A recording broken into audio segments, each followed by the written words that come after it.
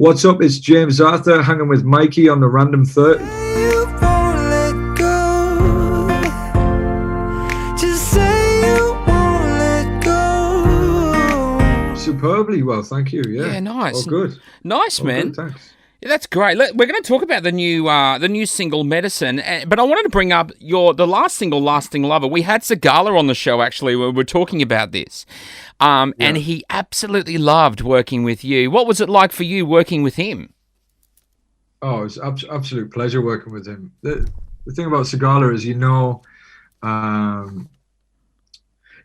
it's sort of, that the quality of the production is going to be there. So it's kind of a no-brainer to sign up to. Obviously, like, I'm in a completely different lane to Sigala. Like dance music is not what I do. So for me to sign up to something like that, I suppose it's got to feel right. It's got to make sense. And I already had a sort of a friendship with Sigala, somewhat of like online. Yeah, nice. Much. And that's how the process of the whole thing came together anyway. Yeah. But yeah, like, again, you just know that when you sign up to do something with him, then at the very least it's going to sound really good on the radio. He's a lovely guy, and it was a great process. So yeah, very happy with that whole thing. He is a very cool guy. We were talking all kinds of things in his creation of music, and he's a very talented young man, just like yourself. And the new single, "Medicine," which is it's out now. What are we talking about in this song? Are we not liking medicine? Do we like medicine? Is it maybe COVID-related medicine? Do you know what? I wish it was like a stroke of genius and I predicted that we were all going to get a vaccine and there was some sort of end in sight when I wrote the song.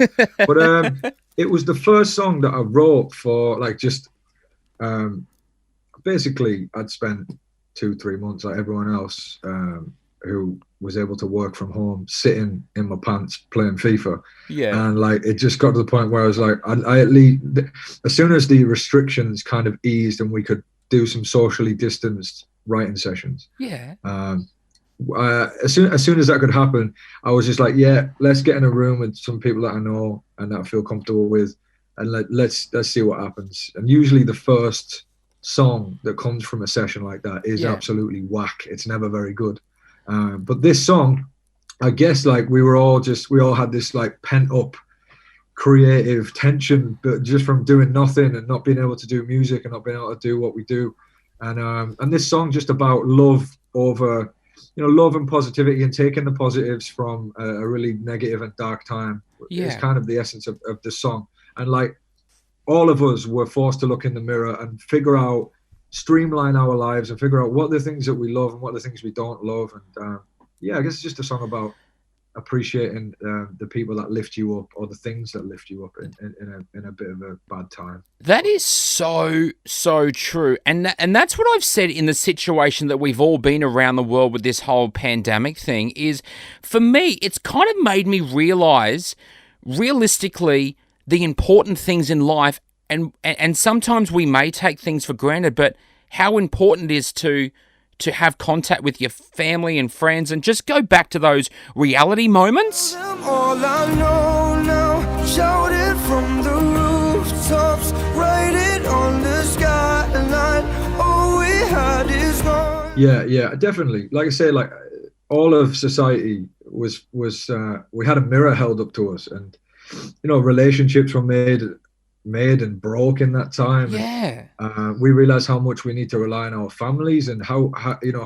often we should be doing that. I know, like I spoke to my family more than I did when I was able to see them and actually go and see them. Wow. And speak to them. I spoke to them more because we had like a weekly or a couple of times a week we'd jump on Zoom or whatever it might be to chat and to catch up and keep each other's mental health in check, I suppose. Absolutely, and it's been so important, especially in the last year that we've had. Now, the single "Medicine," this is following from your global hit Trainwreck. Interesting song title. We've got medicine, we've got Trainwreck. What are we trainwrecking about? Well, Trainwreck was it was a wild one. Last year, 2020. Was obviously it was a terrible year for most of us, But for me, just sitting at home doing less work than I've ever done, I managed to get a couple of top 20s in the UK. One of them being Well played. And then the other one being Trainwreck, which was a song I wrote 4.5 years ago now. Yeah. For the Back from the Edge album. For any of my fans that might be listening, they'll know that album. Like, it was just an album track, just a ballad, and then TikTok. The kids on TikTok took this song and made it like this memeable viral thing, and I just saw it was weird. I just sat back and watched this song. It was never going to be a single because it's this like heart-wrenching ballad that you'd never play on the radio. Yeah, it just become this like phenomenon. It was wicked. It's kind of the thing of nowadays with music, and I have this conversation with our entertainment girl, Alana, and it's kind of like when artists put songs out, you've made it when it goes to TikTok, and I don't know why. Like TikTok, if you've got it to TikTok, you're done, you're sorted, mic drop, you're out. It's wild. It's taken over the world. It's like, I'm obviously I say a little bit. I'm not ancient or anything, but I'm from the old music industry where CDs mattered. Like I was about when like the race for the number one was like about CDs and stuff. Yeah. And now it's about whether you're popping on TikTok. So yes, you're so right. I remember walking into like I guess a store that sells CDs and stuff like that, and over here in Australia, and I don't know what it's like in the UK, but we have like the countdown from 20, and all the albums are all in their different areas of where they are, and then you go in say the next week, and they've all swapped around on. There's nothing like that anymore. It's all TikTok. It really is. I mean, and do you know what? Like, I suppose because I'm somewhat from the old school in a way. Like, I was a bit resentful of the whole thing at first. I was like, oh, what? So I'm gonna have to get on here and in order to be relevant, I'm gonna have to start throwing like elbows and so doing little daft dances and whatever. Which for anyone who knows me, it couldn't be further from my personality. Oh, you and me the same, mate. You and me the same. I'm as dry as the common. I've got 2 left feet, so it had to be something like this Trainwreck viral thing for me to be relevant on that sort of a platform. Yeah. And luckily now I've got that ready-made fan base on there that want to hear the music from me, which is what I do. Yeah. So I'm really happy.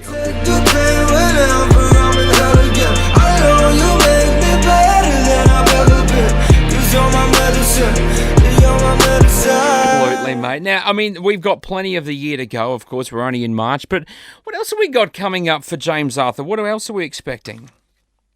I mean, just loads of music. I'm really proud of this album that I've made. I made it at my house, obviously, because I couldn't go anywhere. Yeah. So I built a studio in my house. Love that. And it was the best thing I've ever done because it meant that the music that I wrote was even more personal and more honest than ever before, because there's when you're in your own space that you're able to be more vulnerable and more open.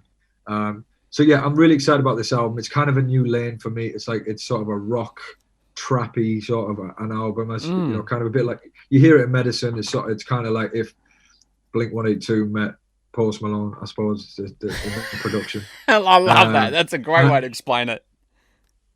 Yeah, so I just want to bring a load of singles out from that, and hopefully people enjoy them, and then the album will come later on. Yeah, and love it. Gonna make loads of videos, loads of content. Yeah. So there's lots of if you're a James Arthur fan, there's lots of stuff coming up. And there are plenty of those, mate, in Australia. I can tell you that now. Well, it's super epic, mate. I mean, it's a busy year for you by the sounds of it. We look forward to the next things that we're going to get from you. But the new single Medicine, that is out right now. James Arthur, thanks so much for hanging, man.